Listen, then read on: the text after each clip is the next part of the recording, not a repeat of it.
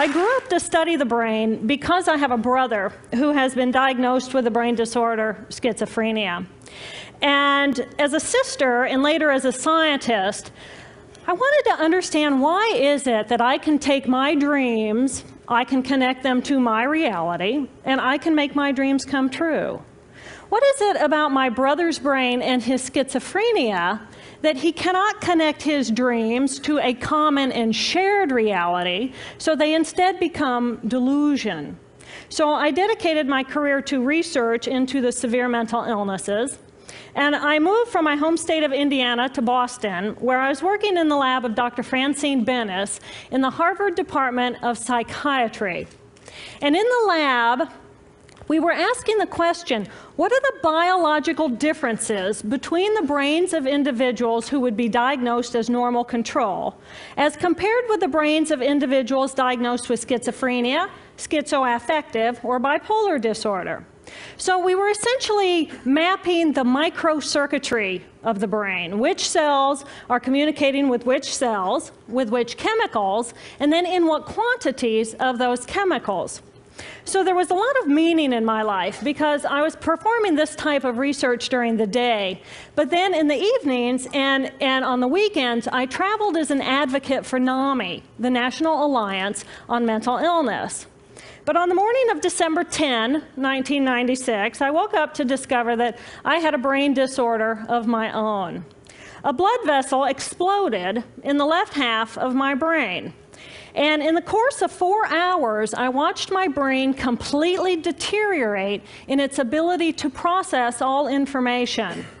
On the morning of the hemorrhage, I could not walk, talk, read, write, or recall any of my life. I essentially became an infant in a woman's body. If you've ever seen a human brain, it's obvious that the two hemispheres are completely separate from one another. And I have brought for you a real human brain.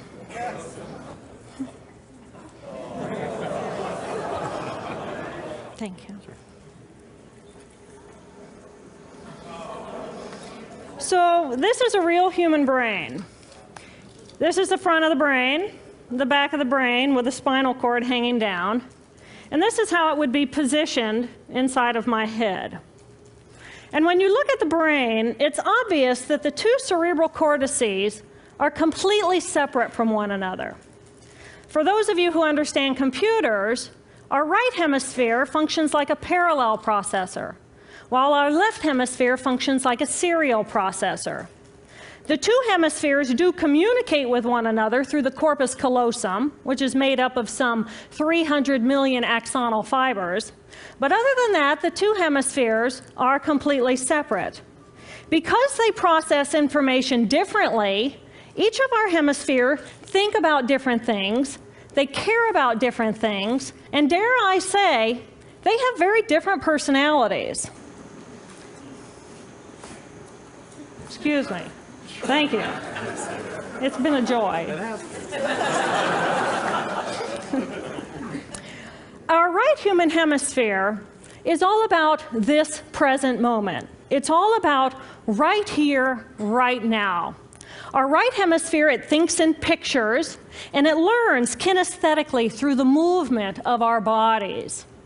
Information in the form of energy streams in simultaneously through all of our sensory systems, and then it explodes into this enormous collage of what this present moment looks like, what this present moment smells like and tastes like, what it feels like, and what it sounds like. I am an energy being connected to the energy all around me through the consciousness of my right hemisphere. We are energy beings connected to one another through the consciousness of our right hemispheres as one human family.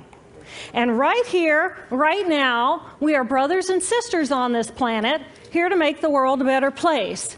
And in this moment, we are perfect, we are whole, and we are beautiful. My left hemisphere, our left hemisphere, is a very different place. Our left hemisphere thinks linearly and methodically. Our left hemisphere is all about the past, and it's all about the future. Our left hemisphere is designed to take that enormous collage of the present moment and start picking out details, and more details about those details. It then categorizes and organizes all that information, associates it with everything in the past we've ever learned, and projects into the future all of our possibilities. And our left hemisphere thinks in language. It's that ongoing brain chatter that connects me and my internal world to my external world. It's that little voice that says to me, hey, you got to remember to pick up bananas on your way home. I need them in the morning. It's that calculating intelligence that reminds me when I have to do my laundry. But perhaps most important, it's that little voice that says to me, I am. I am. And as soon as my left hemisphere says to me, I am, I become separate. I become a single, solid individual, separate from the energy flow around me and separate from you. And this is a portion of my brain that I lost on the morning of my stroke. On the morning of the stroke, I woke up to a pounding pain behind my left eye. And it was the kind of pain, caustic pain, that you get when you bite into ice cream. And it just gripped me, and then it released me. And then it just gripped me, and then it released me. And it was very unusual for me to ever experience any kind of pain, so I thought, okay, I'll just start my normal routine. So I got up and I jumped onto my cardio glider, which is a full body, full exercise machine. And I'm jamming away on this thing, and I'm realizing that my hands look like primitive claws grasping onto the bar. And I thought, that's very peculiar. And I looked down at my body, and I thought, whoa, I am a weird-looking thing. And it was as though my consciousness had shifted away from my normal perception of reality, where I'm the person on the machine having the experience, to some esoteric space where I'm witnessing myself having this experience. And it was all very peculiar, and my headache was just getting worse, so I get off the machine, and I'm walking across my living room floor, and I realize that everything inside of my body has slowed way down. And every step is very rigid and very deliberate. There's no fluidity to my pace, and there's this constriction in my area of perception, so I'm just focused on internal systems.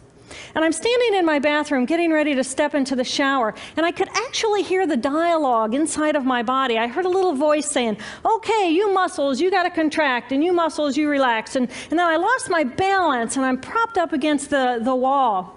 And I looked down at my arm, and I realized that I can no longer define the boundaries of my body.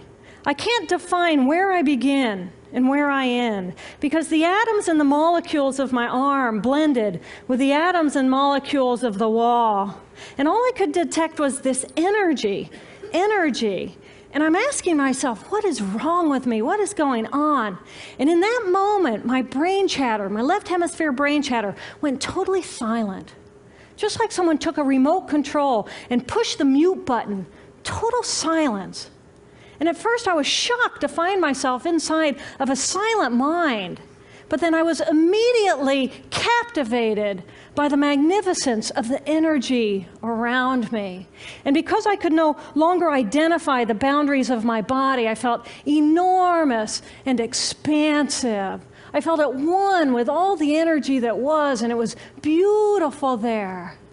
And then all of a sudden, my left hemisphere comes back online, and it says to me, hey, we got a problem, we got to get some help. And I'm going, oh, I got a problem. So it's like, okay, I got a problem. But then I immediately drifted right back out into the consciousness, and I affectionately refer to this space as La La Land.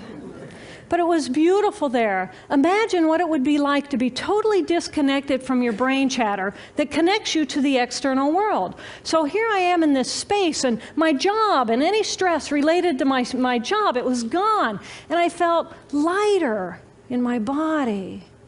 And imagine all of the relationships in the external world and any stressors related to any of those, they were gone. And I felt this sense of peacefulness. And imagine what it would feel like to lose 37 years of emotional baggage. Oh, I felt euphoria. Euphoria. It was beautiful there. And then again, my left hemisphere comes online and it says, hey, you've got to pay attention. We've got to get help. And I'm thinking, I got to get help. I got to focus. So I get out of the shower and I'm mechanically dressed and I'm walking around my apartment and I'm thinking, I got to get to work. I got to get to work. Can I drive? Can I drive? And in that moment, my right arm went totally paralyzed by my side. Then I realized, oh my gosh, I'm having a stroke. I'm having a stroke. And then the next thing my brain says to me is, wow, this is so cool. This is so cool. How many brain scientists have the opportunity to study their own brain from the inside out? And then it crosses my mind, but I'm a very busy woman. I don't have time for a stroke. It's like, okay, I can't stop the stroke from happening, so I'll do this for a week or two, and then I'll get back to my routine. Okay, so I got to call help. I got to call work. I couldn't remember the number at work. So I remembered in my office I had a business card with my number on it. So I go into my business room. I pull out a 3-inch stack of business cards. And I'm looking at the card on top. And even though I could see clearly in my mind's eye what my business card looked like, I couldn't tell if this was my card or not, because all I could see were pixels. And the pixels of the words blended with the pixels of the background and the pixels of the symbols, and I just couldn't tell. And then I would wait for what I call a wave of clarity.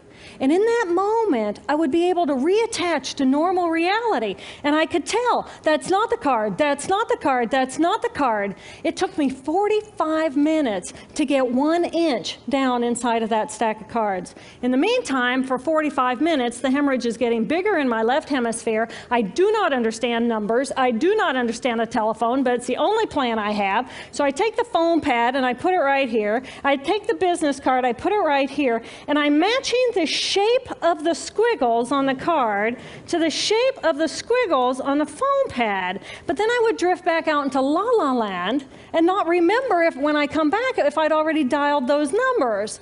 So I had to wield my paralyzed arm like a stump and cover the numbers as I went along and pushed them so that as I would come back to normal reality, I'd be able to tell, yes, I've already dialed that number.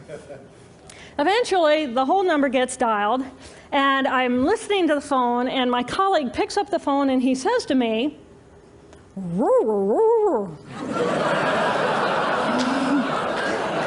I think to myself, oh my gosh, he sounds like a golden retriever. And so I say to him, clear in my mind, I say to him, this is Jill, I need help. And what comes out of my voice is, and I think, oh my gosh, I sound like a golden retriever. So I didn't know that I couldn't speak or understand language until I tried. So he recognizes that I need help, and he gets me help. And a little while later, I'm riding in an ambulance from one hospital across Boston to Mass General Hospital. And I curl up into a little fetal ball. And just like a balloon with the last bit of air just right out of the balloon, I just felt my energy lift and I felt my spirit surrender. And in that moment, I knew that I was no longer the choreographer of my life. And either the doctors rescue my body and give me a second chance at life, or this was perhaps my moment of transition. When I woke later that afternoon, I was shocked to discover that I was still alive. When I felt my spirit surrender, I said goodbye to my life, and my mind was now suspended between two very opposite planes of reality. Stimulation coming in through my sensory systems felt like pure pain. Light burned my brain like wildfire, and sounds were so loud and chaotic that I could not pick a voice out from the background noise, and I just wanted to escape. Because I could not identify the position of my body in space, I felt enormous and expansive, like a genie just liberated from her bottle. And my spirit soared free like a great whale gliding through a sea of silent euphoria. nirvana. I found nirvana. And I remember thinking there's no way I would ever be able to squeeze the enormousness of myself back inside this tiny little body. But then I realized, but I'm still alive. I'm still alive, and I have found nirvana. And if I have found nirvana and I'm still alive, then everyone who is alive can find nirvana. And I pictured a world filled with beautiful, peaceful, compassionate, loving people who knew that they could come to this space at any time and that they could purposely choose to step to the right of their left hemispheres and find this peace. And then I realized what a tremendous gift this experience could be. What a stroke of insight this could be to how we live our lives. And it motivated me to recover. 2.5 weeks after the hemorrhage, the surgeons went in and they removed a blood clot the size of a golf ball that was pushing on my language centers. Here I am with my mama, who's a true angel in my life. It took me 8 years to completely recover. So, who are we? We are the life force power of the universe with manual dexterity and 2 cognitive minds. And we have the power to choose moment by moment who and how we want to be in the world. Right here, right now, I can step into the consciousness of my right hemisphere where I am the life force power of the universe. I am the life force power of the 50 trillion beautiful molecular geniuses that make up my form, at one with all that is. Or I can choose to step into the consciousness of my left hemisphere, where I become a single individual, a solid, separate from the flow, separate from you. I am Dr. Jill Bolte Taylor, intellectual, neuroanatomist. These are the we inside of me. Which would you choose?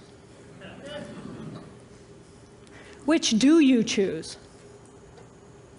And when? I believe that the more time we spend choosing to run the deep inner peace circuitry of our right hemispheres, the more peace we will project into the world, and the more peaceful our planet will be. And I thought that was an idea worth spreading. Thank you.